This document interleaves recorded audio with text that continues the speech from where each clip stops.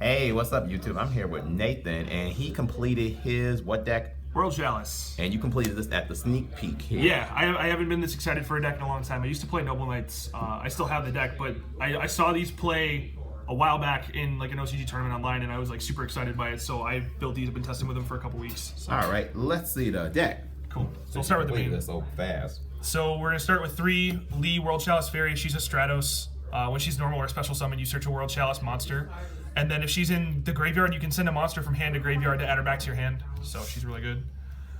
We then play the 9 vanillas. So there's 3 Beckoned, who's the level 4. You got Chosen, who's the level 3, and then Crowned, who's the level 2. People debate whether or not you play the 9. I think you have to, because you want to always have a monster in your hand to special summon, because all the link monsters float from your hand, so you always want to have these. And they're all useful. Like this can go off E-Telly, this can go off for Emerald and stuff, so they're super useful. And you don't really brick because a lot of the stuff gives you an extra normal summon. Got it. You play 2 World Chalice Guard Dragon. A lot of people only play 1. I prefer 2. Basically, you can send this from your hand or field to grave to prevent a monster that is linked from like being targeted, and then you negate and destroy that card. And then when he's in the graveyard, you can banish him and summon a normal monster from your grave to a zone that one of your link monsters points to. We then play 2 World Chalice, World Legacy World Chalice. This thing basically acts like a Thunder King when it's on the board. You can send it to negate a special summon of a monster from the extra deck. And then when it's sent from the field to the graveyard after it was tribute summoned, you can special summon 2 World Chalice monsters from your deck. And then if it's in the graveyard, you can banish it and search a World Legacy card, so you can search another copy of itself. Got it. So that's the World Chalice monsters pretty much. And then play 3 Venus and 3 Shine Ball, because these are really dumb. You need these for like pretty much all the combos for the whole deck. Can I ask a question? Does anybody have like chain cards for blue? I don't know. Sorry. But then we got a bunch of 1-ofs. I play 1 Gemknight Lazuli. This is for Brilliant Fusion, and if it's sent to grave, you can add one of your normals back to your hand. I play 1 Gofu.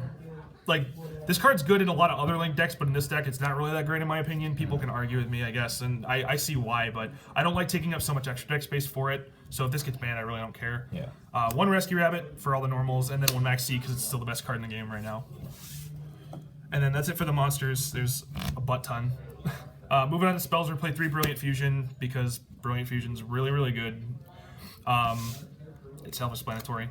Play 2 Transmodify because you can turn Lee into Venus, and then Venus can start your combo. It's not really good for anything other than that, but I mean, that's pretty good. So I played 2 Unexpected Die, just summons one of the vanillas from your deck if you control no monsters, so it starts your combo without having to use a normal summon. I played 2 World Legacies Heart. This card basically lets you bring back 2 World Legacies, or World Chalice monsters with different names from your graveyard to your hand. If it's in your grave and a Link monster would die from battle, you can banish it instead, which is cool.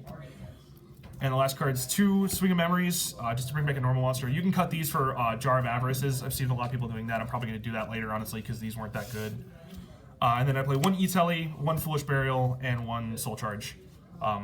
You know, I don't play any traps right now, but like I said, you can cut the swings for Jar of Avarice if you want. This deck runs through a lot of resources really quick, but that's the whole deck. It's 40 cards, so. Let's see that awesome extra deck with those links. So we start off, we need to play 1 Seraphinite and 1 Emerald. These are the only 2 not Link monsters that you play. This is not so essential to combos, but it helps a lot. And this is like essential to the 1 big combo. If you open Venus and Star Chalice, you end with like a huge board, and you need the Emerald to get there. Because you got to recycle your Shine Balls. But he's really good. You can put all your Link monsters back, because you run through them all really, really, really quick. Right. And then with the Link 1s, we're playing 2 Link Spiders. This is for the Gofu thing, but also because you play a lot of normals, so if you need to make a Ningirsu, you make this. I play 2 Imduk, the World Chalice Dragon. This is the one, when you summon it, it gets you an extra normal summon, and if it battles something it points to, it destroys it automatically. And then him and all the World Chalice links share an effect. Is if they're sent to the graveyard, you can summon another World Chalice monster from your hand, so they all float. So he's definitely necessary. You gotta play him. Link 2s, I'm playing 1 Oram. I've seen some people play 2. But this guy lets you tribute a monster it's pointing to summon any monster from your graveyard. So you summon back like other links and stuff. You can summon back pretty much anything. And then he floats as well. And we're playing right now, because there's no Proxy Dragon, I'm playing 3 Ebe, the World Chalice Priestess. She requires 2 monsters with different types and attributes, which is super easy to do because nothing in the deck matches, except for like Shine Ball and Lee. But basically, if she's pointing to something, she can't die by battle or card effects, and she can't be targeted. And then if something linked to her would die, you can send her to the graveyard instead, and then she floats.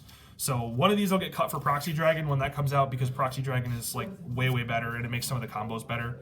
But for now, I just play 3 of that. Then for Link 3s, we're playing the 1 Decode Talker for the Gofu combo. We're playing 1 Gaia Saber because, again, Proxy Dragon doesn't exist, but also this card's just really good to summon if you want to do the extra link. I'm playing 1 Ningirsu. A lot of people play 2. I just like 1. I never summon more than 1, and if I do, I usually Emerald it back into the deck and get it again. But he lets you draw equal to the number of World Chalices he points to when you summon him, and then once per turn, he doesn't target. He can just send a card from both players' fields to the graveyard. So this is like your main removal. And then the last card is just 2 Firewall Dragons. This card's like absolutely necessary. Don't play the deck if you don't have these. I got one. Because a lot of your combos end with like, it's like Eve, Firewall Dragon, and then some other Link monster. So you definitely need this. You can like make your combos go with it and stuff, and this is useful for if you want to do an extra Link where you take both zones. Yeah. But like this card's just such a staple right now. But yeah, that's pretty much it. So. All right. Thanks, Nate. Yeah, no problem. Just a quick note to everybody, don't play this until they do a ban list, because this deck is not designed to fight Zoo or True Draco right now. It can, it's just those decks have a lot more like staying power and recycle than this does. This, if you run through it and you don't play Jar of Avarice, which I don't right now, you pretty much lose, but once they get hit, it shouldn't be a problem. This deck should be pretty good. So. All right, thanks.